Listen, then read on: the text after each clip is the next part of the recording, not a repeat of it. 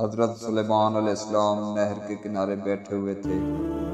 ان کی نگاہ ایک چونٹی پر پڑی جو گیہوں کا ایک دانہ لے کر نہر کی طرف جا رہی تھی۔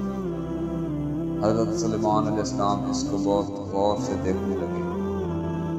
جب چونٹی پانی کے قریب پہنچی، اچانک ایک مینڈک نے اپنا سر پانی سے نکالا اور اپنا منہ کھولا تو یہ چونٹی اپنے دانے کے ساتھ اس کے منہ میں چلی گئی۔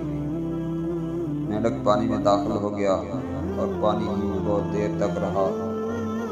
سلیمان علیہ السلام اس کو بہت غور سے دیکھتے رہے۔ ذرا ہی دیر میں مینڈک پانی سے نکلا اور اپنا منہ کھولا تو چونٹی باہر نکلی، البتہ اس کے ساتھ دانہ نہ تھا۔ حضرت سلیمان علیہ السلام نے اس کو بلا کر معلوم کیا کہ ماجرا کیا تھا اور وہ کہاں گئی تھی۔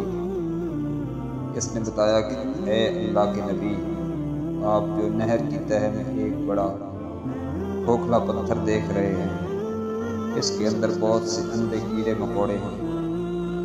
اللہ تعالیٰ نے ان کو وہاں پر پیدا کیا ہے۔ وہ وہاں سے روزی تلاش کرنے کے لیے نہیں نکل سکتے۔ اللہ تعالیٰ نے مجھے اس کی روزی کا وکیل بنایا ہے۔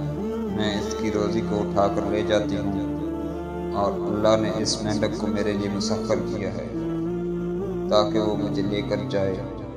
اس کے منہ میں ہونے کی وجہ سے پانی مجھے نقصان نہیں پہنچاتا۔ وہ اپنا منہ بند پتھر کے سوراخ کے سامنے کھول دیتا ہے۔ میں اس میں داخل ہو جاتی ہوں۔ جب میں اس کی روزی اس تک پہنچا کر پتھر کے سوراخ سے اس کے منہ تک آتی ہوں تو مینڈک مجھے منہ سے باہر نکال دیتا ہے۔ حضرت سلیمان علیہ السلام نے کہا، کیا تو نے ان کیڑوں کی کسی تسبیح کو سنا؟ چونٹی نے بتایا، ہاں، وہ سب کہتے ہیں، اے وہ ذات جو مجھے اس گہرے پانی کے اندر بھی نہیں بھولتا۔